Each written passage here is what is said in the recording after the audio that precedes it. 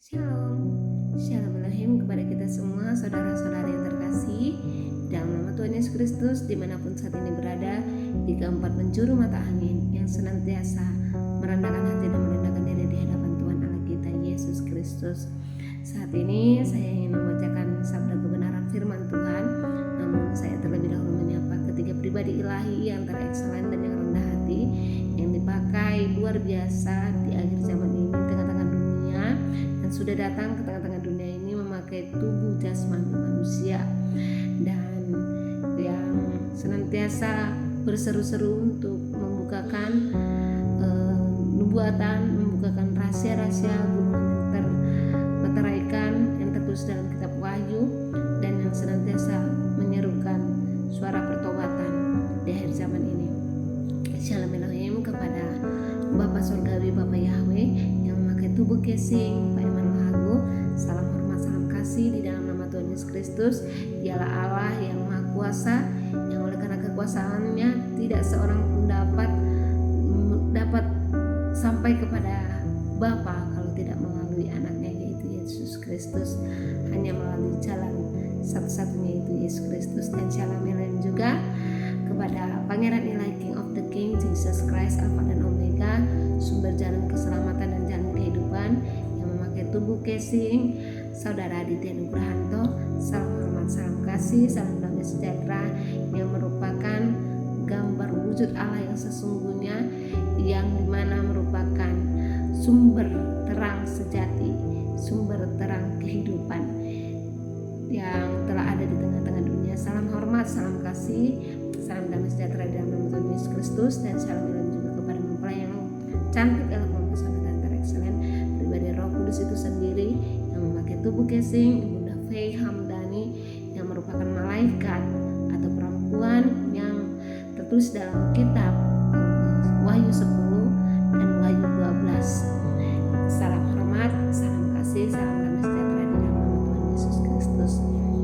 Dan shalom Elohim juga kepada setiap anak-anak Tuhan dimanapun saat ini berada yang dipakai dahsyat dan luar biasa untuk bersaksi, menyaksikan saksi sorga yang menyaksikan seruan pertobatan di akhir zaman ini.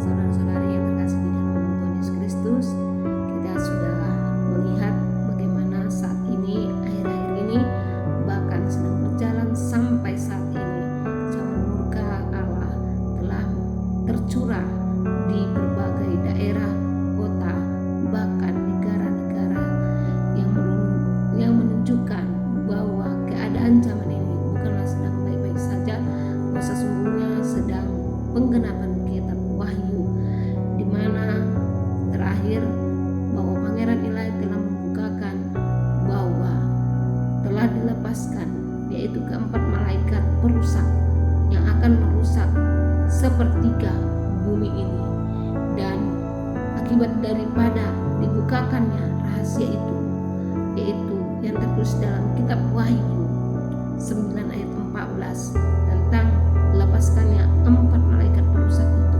maka kita dapat melihat bagaimana bencana alam terjadi silih berganti di berbagai daerah, kota, desa, atau di berbagai negara Bapak Ibu yang terkasih.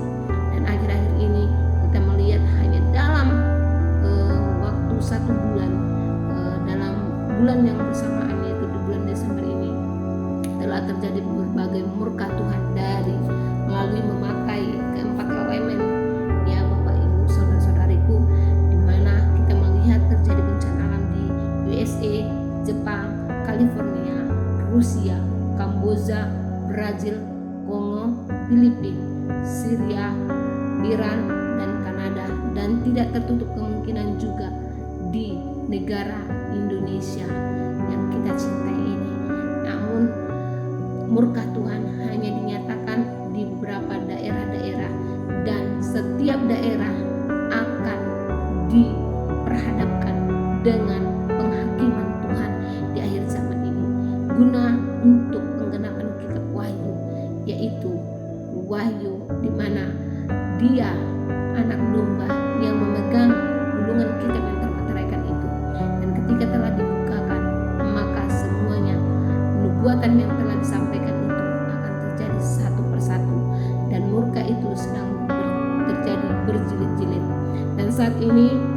menuju kepada murka yang berikutnya, yaitu yang tertulis di dalam Wahyu 11 ayat 13, di mana baru-baru ini Pangeran Ilahi yaitu Roh Yesus Kristus itu sendiri telah menyampaikan bahwa telah dibukakan atau akan terjadi celaka yang kedua yang telah dinyatakan di dalam Wahyu 11 ayat 13. Saya akan bacakan untuk kita semua.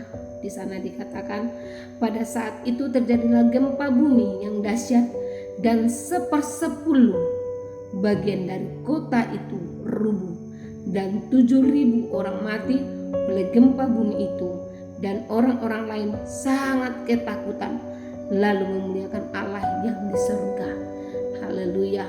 Dan ini sedang berjalan sesuai dengan nubuatan, sesuai dengan hal yang telah dibukakan oleh Pangeran Ilahi baru-baru ini.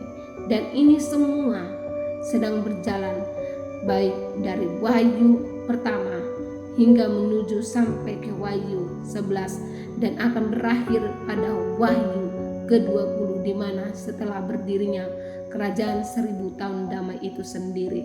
Dan saudara-saudariku yang terkasih di dalam nama Tuhan Yesus, ketika setiap nubuatan telah dibukakan, satu hal yang telah kita lihat secara mata jasmani kita, bahwa semuanya sungguh benar-benar ya dan amin terjadi. Dan ketika murka atau cawan murka atau malapetaka yang sedang terjadi sekeliling kita, biarlah kiranya membuka mata rohani dan telinga rohani kita untuk mengambil bagian kita, apa yang seharusnya kita lakukan untuk mengurangi intensitas atau mengurangi murka Tuhan, atau untuk mencuri hati Tuhan supaya Dia bermurah hati selagi masih ada kesempatan, supaya daerah di mana tempat kita berada masing-masing dijauhkan atau diluputkan dari malapetaka atau murka tersebut. Dan bila pun Tuhan berkehendak akan harus dimurkai, paling tidak sedikit-sedikitnya kita akan daerah tempat kita berada dikurangi, yaitu intensitas murka itu, karena setiap daerah sudah diukur, ya, sudah diukur dengan tali sifat oleh malaikat-malaikat Tuhan di akhir zaman ini. Dan yang Tuhan inginkan adalah dari setiap bangsa-bangsa, setiap masyarakat, setiap manusia yang telah melihat berbagai cawan murka tersebut terjadi, yang Tuhan inginkan adalah datang dengan penuh penyesalan, bertobat, meminta ampun dengan sepenuh hati, dengan sungguh-sungguh, bukan dengan kemunafikan, tetapi dengan sungguh-sungguh, sebab Tuhan Allah kita adalah Allah yang cemburu, dan Dia tidak mau dipermainkan oleh siapapun, termaksud oleh anak yang paling dikasihinya, yaitu manusia itu sendiri. Sebab di dalam Hosea 3 ayat 14, Hosea 14 ayat 3, sana dikatakan, bawalah sertamu kata-kata penyesalan dan bertobatlah kepada Tuhan. Katakanlah kepadanya, ampunilah segala kesalahan sehingga kami mendapat yang baik, maka kami akan mempersembahkan pengakuan kami.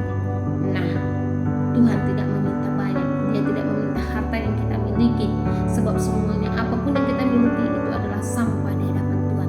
Tetapi Tuhan ingin melihat dan menunggu penyesalan kita, pertobatan kita, kesungguhan kita, ingin datang meminta belas kasihan daripada Dia, yaitu Tuhan Yesus Kristus. Terpujilah Tuhan Allah.